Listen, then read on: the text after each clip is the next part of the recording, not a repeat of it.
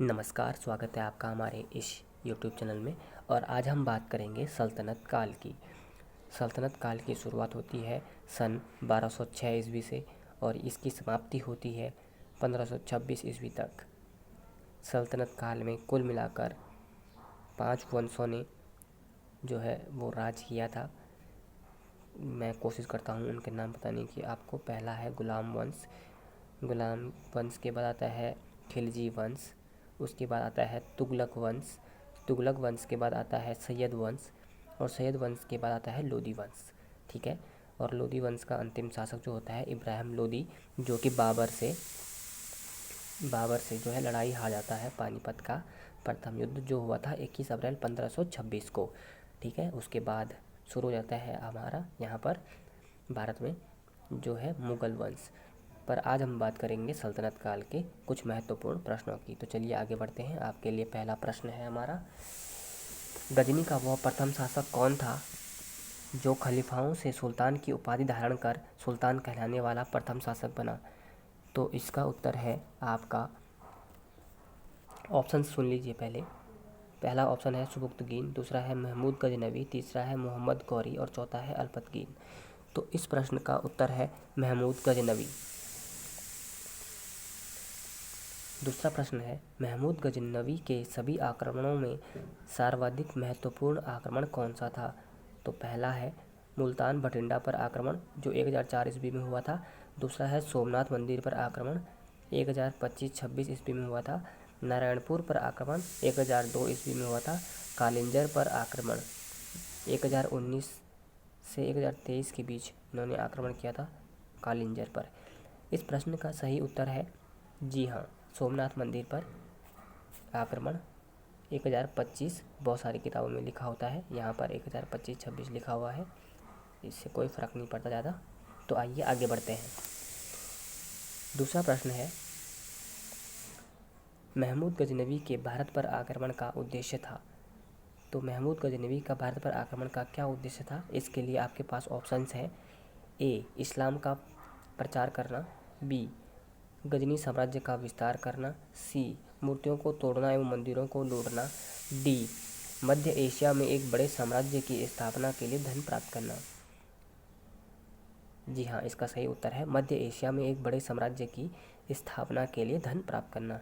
ना ही उसका उद्देश्य इस्लाम का प्रचार करना था, ना ही उसका उद्देश्य गजनी साम्राज्य का विस्तार करना था, और ना ही उसका उद्देश्य है मंदिरों को तोड़ना और लूटना था। मुख्य उद्देश्य, वैसे उद्देश्य तो रहा होगा उसका, पर मुख्य उद्देश्य क्या था? मध्य एशिया में एक बड़े साम्राज्य की स्थापना के लिए धन प्राप्त करना। चलिए आगे बढ़ते हैं। चौथा प्रश्न, महमूद गजनवी के भारत पर आक्रमण के समय भारत आए विद्वान अलबरूनी ने किस महत्वपूर्ण ग्रंथ की रचना की थी? तो इसमें पहला जो ऑप्शन है वो है किताब उल खिराज, दूसरा है किताब उल हिंद, तीसरा है किताब उल रहला और चौथा है इनमें से सभी। तो इस प्रश्न का सही उत्तर है किताब उल हिंद। ठीक है, भारत की खोज, ये जो है किताब का हिंदी में मतलब होता है।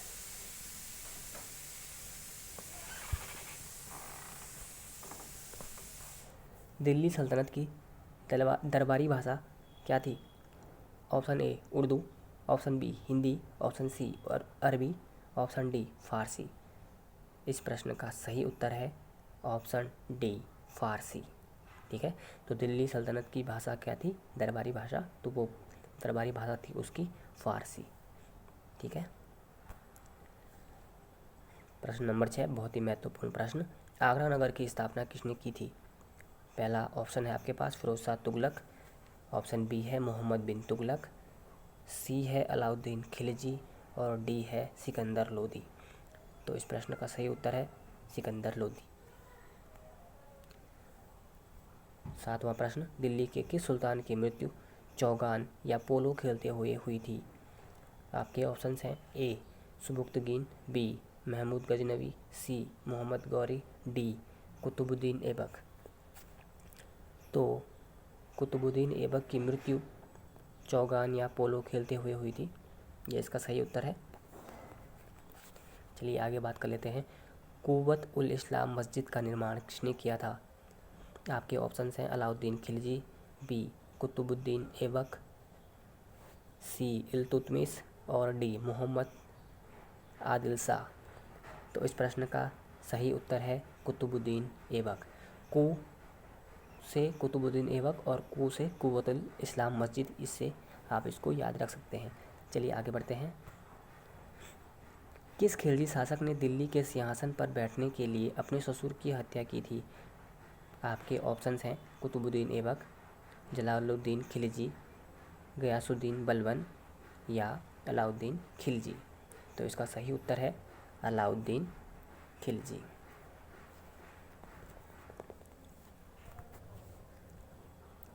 दसवां प्रश्न, रजिया सुल्तान किसकी बेटी थी? कुतुबुद्दीन ऐबक की, इल्तुतमिश की, नसीरुद्दीन की या बलबन की? तो रजिया सुल्तान बेटी थी इल्तुतमिश की। अगला प्रश्न, मोहम्मद गौरी ने विजित प्रदेशों की देखभाल के लिए निम्न में से किस विश्वसनीय जर्नल को भारत में छोड़ा था? नसीरुद्दीन, इल्तुतमिश, कुतुबुद्दीन ऐबक या मलिक काफूर? तो इसका सही जवाब है कुतुबुद्दीन ऐबक, और यही था यहाँ पर गुलाम वंश का संस्थापक। चलिए आगे बढ़ लेते हैं। और हमारा 12वां प्रश्न, किसके शासनकाल में सबसे अधिक मंगोल आक्रमण हुए? आपके ऑप्शंस हैं ए बलबन, बी अलाउद्दीन खिलजी, सी मोहम्मद बिन तुगलक या डी फिरोज शाह तुगलक। इसका सही जवाब है सबसे ज़्यादा मंगोल आक्रमण होते हैं अलाउद्दीन खिलजी के समय में। 13वां प्रश्न, सन 1329 से 1330 के बीच किसने तांबे के सिक्के के रूप में सांकेतिक मुद्रा चलाई थी? आपके ऑप्शंस हैं अलाउद्दीन खिलजी, गयासुद्दीन तुगलक, मोहम्मद बिन तुगलक, इब्राहिम लोदी। जी, इसका सही जवाब है मोहम्मद बिन तुगलक। इनाम भूमि किसे दी जाती थी? यह है 14वां प्रश्न। इसके ऑप्शंस हैं ए मनसबदार, बी विद्वान और धार्मिक व्यक्ति, सी पैतृक राजस्व संग्राहक या डी कुलीन। तो जो इनाम नामक भूमि जो होती थी वो विद्वान और धार्मिक व्यक्ति को दी जाती थी। इसमें सही ऑप्शन है ऑप्शन बी। 15वां प्रश्न, दिल्ली का प्रथम सुल्तान कौन था जिसने दक्षिण भारत को पराजित करने का प्रयास किया था? पहला ऑप्शन है आपका कुतुबुद्दीन ऐबक, दूसरा ऑप्शन है नासिरुद्दीन खुसरो शाह, तीसरा ऑप्शन है अलाउद्दीन खिलजी और चौथा ऑप्शन है जलालुद्दीन फिरोज। तो इस प्रश्न का सही उत्तर है आपका अलाउद्दीन खिलजी। ठीक है, ये मलिक काफूर को दक्षिण अभियान पर भेजता है, आपने पढ़ा होगा। 16वां प्रश्न है, प्रसिद्ध यात्री इब्न बतूता किस देश का निवासी था? आपके ऑप्शंस हैं ए मोरक्को, बी फारस, सी तुर्की या डी अल्पतकीन। अल्पतकीन एक जगह का नाम भी है। ठीक है, तो इसका सही जवाब है मोरक्को। जो इब्न बतूता था वो मोरक्को का यात्री था। भारत पर प्रथम तुर्क आक्रमण किसने किया था? आपके ऑप्शंस हैं मोहम्मद बिन कासिम, मोहम्मद गजनवी, मोहम्मद गौरी या तैमूर लंग। तो भारत पर प्रथम तुर्क आक्रमण करता है महमूद गजनवी। निम्न में से कौन सा शासक अपने को बुत सिकन या मूर्ति भंजक यानी मूर्ति तोड़ने वाला कहता था? आपके ऑप्शंस हैं कुतुबुद्दीन ऐबक, महमूद गजनवी, सी मोहम्मद गौरी, डी इल्तुतमिश। तो इसका सही जवाब है महमूद गजनवी। 19वां प्रश्न, इनमें से किस शासक ने यामीन उद दौला यानी साम्राज्य का दाहिना हाथ तथा अमीन उल मिल्लत मुसलमानों का संरक्षक की उपाधि धारण की थी? आपके ऑप्शंस हैं ए इब्राहिम लोदी, बी महमूद गजनवी, सी मोहम्मद गौरी, डी कुतुबुद्दीन ऐबक। तो इसका सही जवाब है ऑप्शन बी महमूद गजनवी। वो खुद को यामीन उद दौला यानी साम्राज्य का दाहिना हाथ तथा अमीन उल मिल्लत मुसलमानों का संरक्षक कहता था। ठीक है, और मूर्ति भंजक भी कहता था खुद को, हमने आगे पढ़ा है। तो ये आपको याद रखने हैं मोहम्मद गजनवी की उपाधियाँ। 20वां प्रश्न, महमूद गजनवी ने भारत में प्रथम आक्रमण किस राज्य के विरुद्ध किया था? आपके ऑप्शंस हैं अलवर, हिंदू शाही या ब्राह्मण शाही, सी है काठियावाड़ के सोलंकी और डी है इनमें से कोई नहीं। तो महमूद गजनवी ने भारत पर प्रथम आक्रमण किया था हिंदुशाही राजवंश